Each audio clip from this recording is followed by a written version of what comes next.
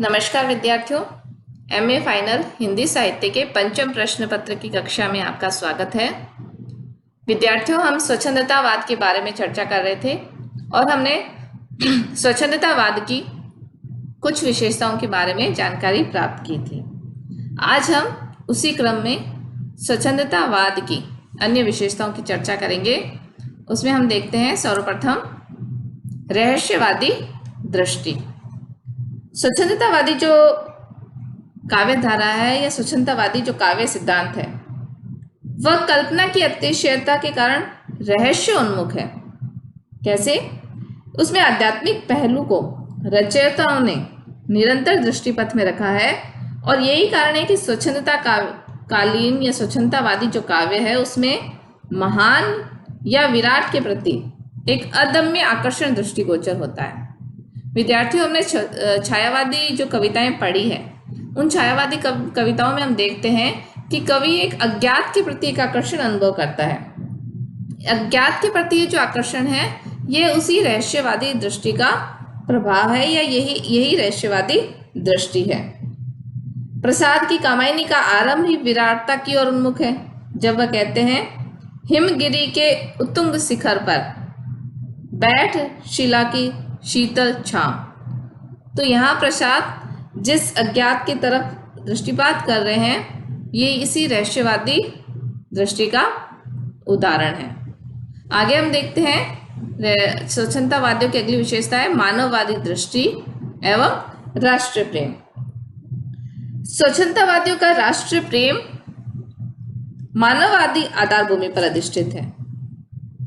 ये राष्ट्र प्रेम की कविताएं लिखते भी हैं तो इनका जो राष्ट्र प्रेम है वह मानववादी दृष्टि से अभिभूत है।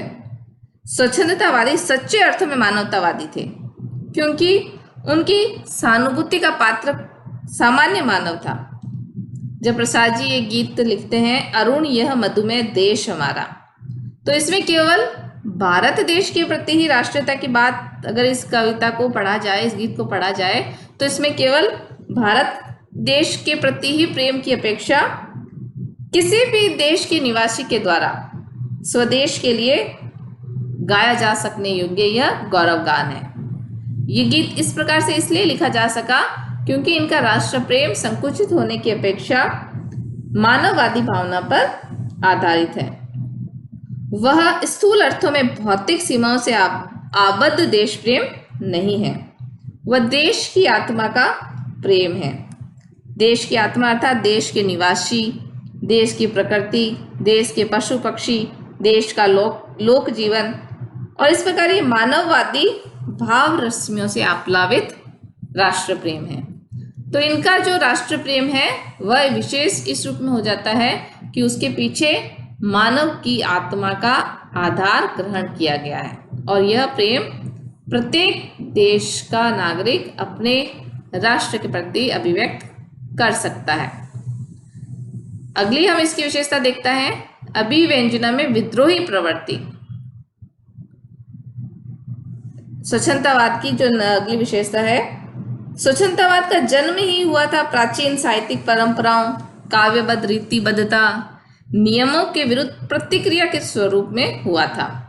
इसलिए इन कवियों में अभिव्यंजना के क्षेत्र में एक विद्रोह की प्रवृत्ति मिलती है। विषय वस्तु के क्षेत्र में भी अभिजातवादी विषयों के स्थान पर सामान्य विषयों को वरीयता देते हैं। इससे पूर्व का जो शास्त्रीयवादी या अभिजात्यवादी युग था या सिद्धांत था उसमें जिन विषयों को वरीयता दी गई उसके स्थान पर वे साधारण विषय जैसे कि खंडहर, बुलबुल, पत्ती, हवा इत्यादि का काव्यात्मक या साहित्यिक चित्रण करने के ये पक्षपाती रहे हैं। इसके साथ ही इन स्वच्छंदतावादियों ने भाषा और शैली के संबंध में भी प्राचीन शास्त्रीयवादी सभी परंपराओं को नकारा है। वर्ड्सवर्थ की बैलेट्स की भूमिका इस स्वच्छंदतावाद के विद्रोह का ज्वलंत प्रमाण है। परंतु साथ में विद्यार्थियों ये बात भी ध्यान देने योग्य है कि स्वच्छंदतावादी कवियों की अभिव्यक्ति इस विद्रोही प्रवृत्ति के कारण कहीं कहीं अस्पष्ट और धूमिल भी होती है। क्योंकि ये काव्य अनुभूति के तीव्रतर क्षणों में जीवन के रहस्य की झलकियां पाते हैं, स्पष्ट दर्शन नहीं कर पाते हैं, इसलिए इनकी अभिव्यक्ति कहीं कहीं धूमिल हो जाती है। और यही कारण है कि इन कवियों ने प्रतीक, प्रतीकव्रत, रूपक, बिंब इत्यादि का प्रयोग अधिक किया है। स्वच्छंदतावाद की अगली विशेषता हम देखते हैं, सौंदर्य में दृष्टि। इन कवियों की दृष्टि है वो पूर्णतः सौंदर्यमयी है। शैली संपूर्ण प्रकृति को सौंदर्य में मानते हैं। किट्स तो सौंदर्य को ही चिरंतर और पूर्ण सत्य मानते हैं। उन्होंने तो लिखा भी है कि beauty is truth, truth is beauty. Hindi में भी छायावादी कवियों की कविता में हम सौंदर्य दृष्टि की परिपूर्णता देख सकते हैं। स्वच्छंदतावादी कवियों की अगली विशेषता है ऐन्द्रियकता। ऐन्द्रियकता से अभिप्राय है कि इन कवियों के काव्य का अधिकांश भाग स्पर्श, गंध, दृष्टि संबंधी संवेगों से भरपूर है। अपनी प्रेयसी फैनी ब्राउन पर लिखी कविताओं में किट्स अत्यधिक हमें इंद्रियपरक दिखाई देते हैं। छायावादी कविता में भी मुख्य विशेषता मानी गई है उसकी बिंब धर्मिता। इन कविताओं में मिलने वाले चाक्षुष बिंब, श्रव्य बिंब, घ्राणीय बिंब, इसी स्पर्श बिंब इत्यादि इसी ऐन्द्रिकता के उदाहरण हैं। तो विद्यार्थियों, इस प्रकार हमने देखा कि स्वच्छंदतावाद जो सिद्धांत था वह अभिजात्यवाद का विरोधी सिद्धांत था या उसका विपरीत काव्य आंदोलन था, जो अपने से पूर्व निर्धारित नियमों, परंपराओं और मान्यताओं का विरोध करते हुए